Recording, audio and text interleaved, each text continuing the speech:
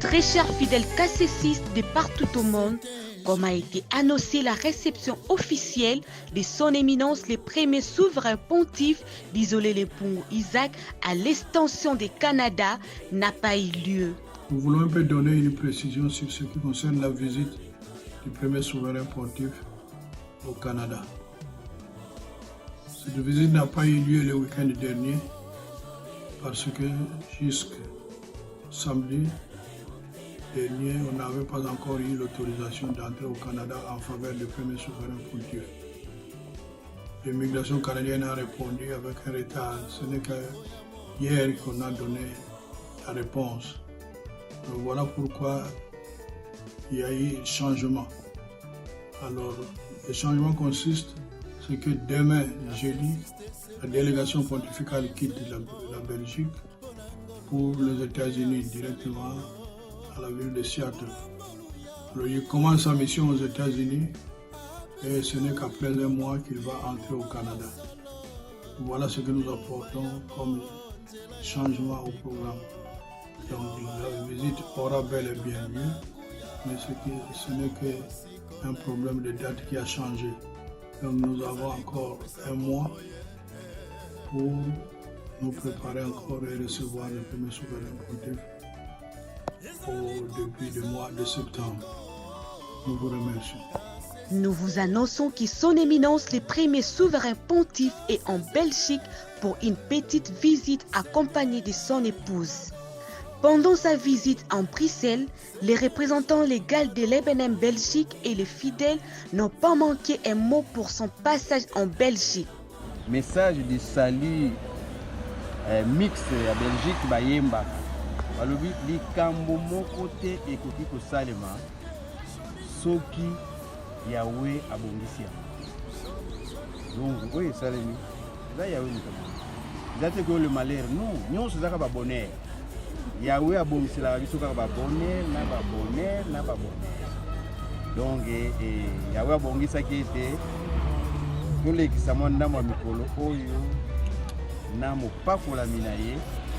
Alors biso totoni sami na esengo mingi.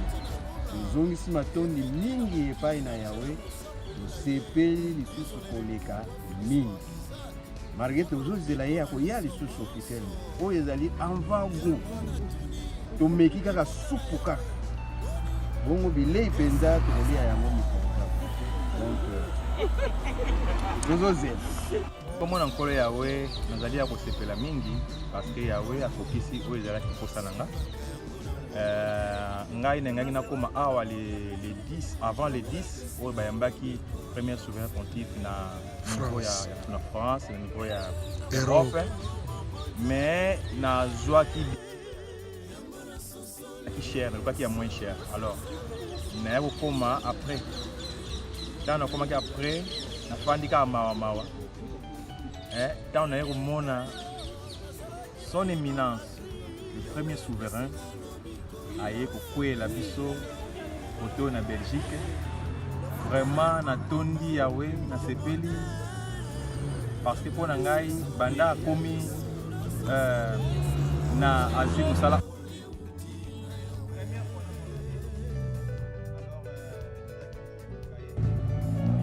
tango na moni na tondi sami na sengo na tondi Yahweh akumisama na ye libela na libela po azalaka nzambe. Merci. Donc, impression zali que na sepeli ya trop. Donc, Yahweh akoba kosunga pe bande komsuna bomoni ete komona ye.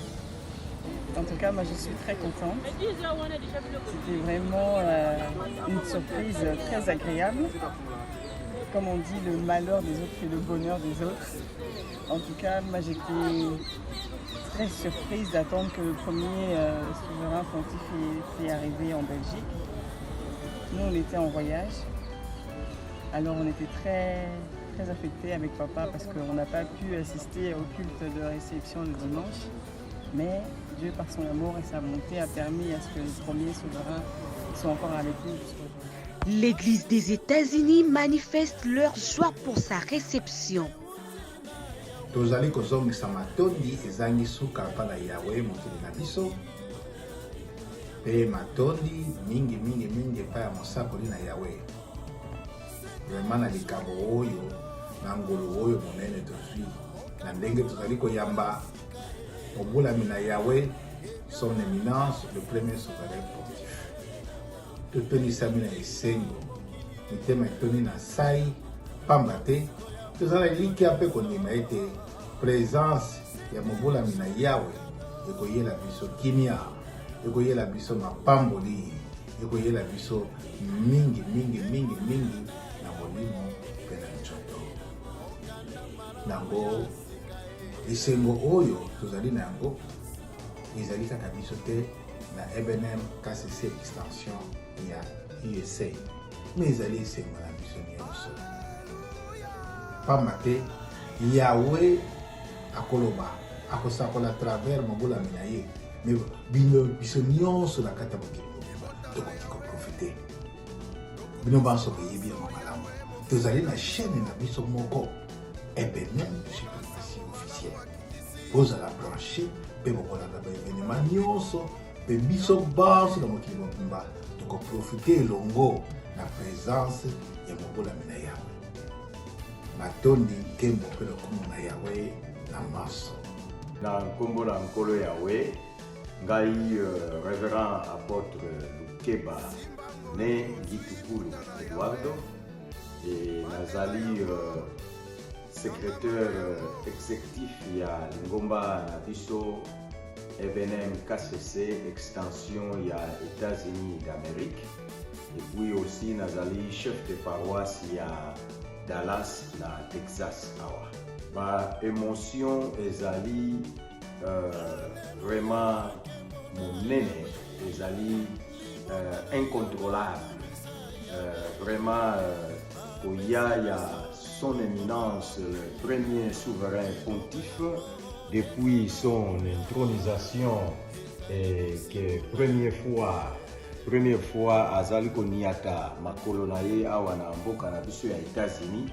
Tozali na esengo mingi parce que kokoma na ye na mboka ya États-Unis ezali signe ya mapamboli okitela biso awa kaka te na États-Unis, mais awa pe na Dallas, Texas.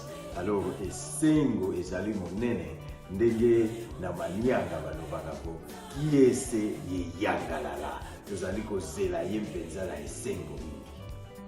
Merci papa, tolandi ndenge olobi tolingi kaka toyeba est-ce que premier souverain pontife akokoma pe na mboka ya Dallas ou bien akosuka kaka kuna na Seattle, parce que toyokaki ke bana ya Dallas pe bazali déjà bien préparé bazozela kokoma ya premier souverain, mais tolingi kaka kozwa confirmation epai ya yo moko papa en tant que chef de paroisse ya Dallas. Na nkombo na nkolo Yahweh, question wana ezali malamu. Alors ye moko son éminence le premier souverain pontife a manifesté sa volonté ya kokende na bisika nyonso oyo lingomba ezali awa na Dallas na États-Unis pardon, malgré que tana ye ezali mukuse et pour musala azoyela ezali munene ya consacration, mais programme ezali ete akomela biso pe awa semaine prochaine. Alors soki Yahweh asungi, soki ngolu epesameli biso epai na Yahweh ye moko, son éminence akozala na biso awa semaine prochaine le 14 août tokosambela na ye awa na Dallas ya Texas, po ete bana ya Texas pe bamona mokitani na mosakoli mopakolami na Yahweh ayela biso awa ekozala pe mapamboli mingi mpona biso na Texas na Dallas. Sino eza ndenge wana papa azali koya pe awa. Na kombo na nkolo Yahweh papa, merci tolandi na nyonso oyo olobi, presque ye moko pe le premier souverain pontife akolanda akomona video oyo ndenge koleka. Vraiment papa na biso mokitani na mosakoli na Yahweh le premier souverain pontife bana ya États-Unis, plus précisément na Dallas, bazali na esengo mingi pe bazali bien déterminé pe préparé pour na kozela koya na yo kati na mboka na Dallas. Vraiment totombeli yo boye malamu. Papa liloba ya suka.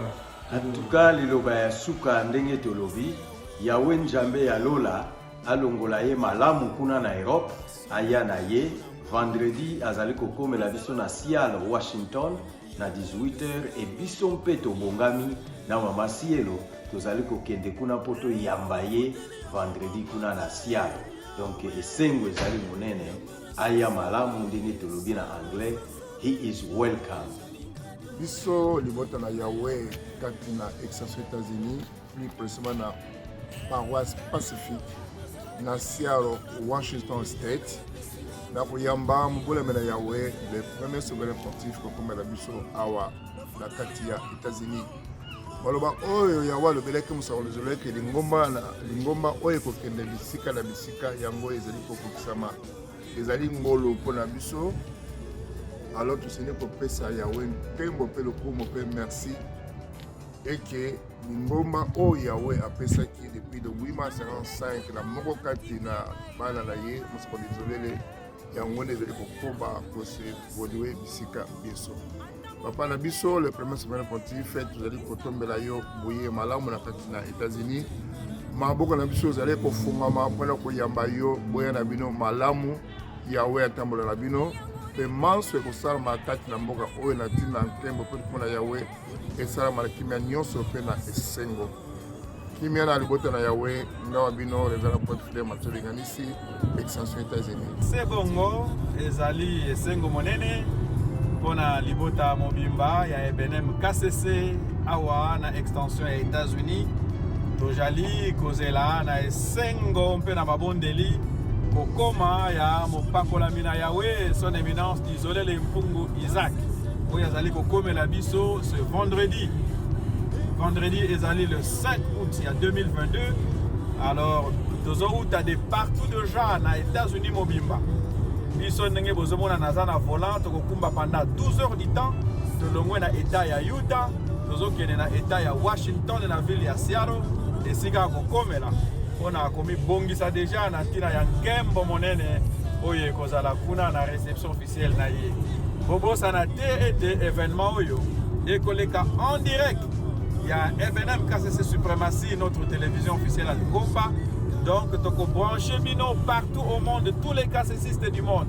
Boko landa biso awa na États-Unis ndenge nkembo ya réception ya son éminence le premier souverain pontife ekozala. Sepeli ya mingi na bandeko na biso ya EBNM KCC Suprématie parce que vraiment bazali kosala mosala malamu lelo partout et comme nkembo biso tozali kosepela partout où vous êtes bozela yango vendredi samedi dimanche nkembo ekozala ya malamu kuna ipota mba ya EBNM tosepela na tina na yango. Merci beaucoup matondi mpe na ba journaliste nyonso ya EBNM Suprématie.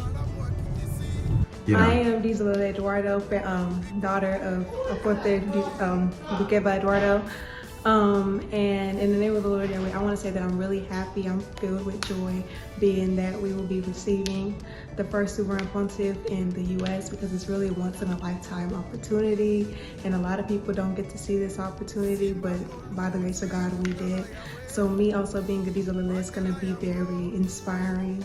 And it's just going to bring me a lot of joy to be in the same room potentially with a prophet of God, or a servant of God.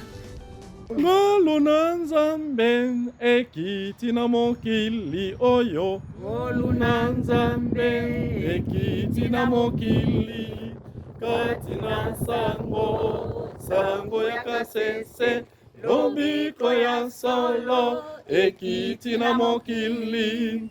Kati na sango ya kasese. Ngoluna Yahweh ekiti na mokili oyo. Ngoluna Nzambe ekiti na mokili. Kati na sango ya kasese. Lobiko ya solo ekiti na mokili. Kati na sango ya kasese. Na yango totonda Yahweh, tonda Yahweh, tokumisa ye, kumisa yawe na yango totonda yawe tonda yawe pona ngolu na ye ekoume na yango totonda yawe tonda yawe kumisa yawe na yango totonda yawe tonda yawe pona ngolu na ye ekoume na yango totonda yawe tonda yawe njame tokumisa ye kumisa yawe na yango totonda yawe tonda yawe pona ngolu na ye ekoume. Et c'est ce dimanche 7 août 2022 la réception officielle de son éminence le premier souverain pontife à l'extension des États-Unis à la paroisse des Pacifiques. Un culte qui va réunir toute la paroisse des États-Unis. Il s'y est signalé qu'après sa réception officielle aux États-Unis, son éminence le premier souverain pontife ira également au Canada pour sa réception officielle.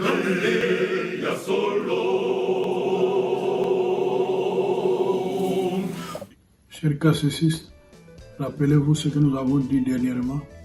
Le premier souverain pontife est sur les traces de son père. Alors c'est par les États-Unis que son père est entré au Canada en 2001. Alors nos pensées étaient que le premier souverain pontife nous visite en provenance de l'Europe. Mais comme son père est entré par les États-Unis, tout vient de changer.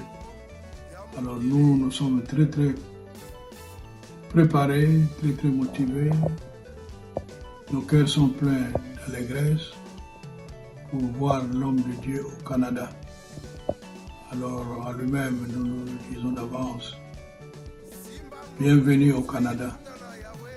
Bana nyonso ya Canada, mikolo, pe bana mike tozali na esengo. Alors tozali kozala moment oyo tokovivre yango ntango akota na Canada.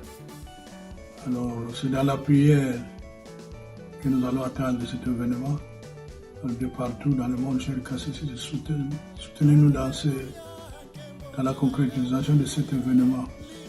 C'est-à-dire que nos genoux soient fléchis pour demander à l'Éternel de nous offrir cette opportunité d'une façon encore beaucoup plus souhaitée au Canada.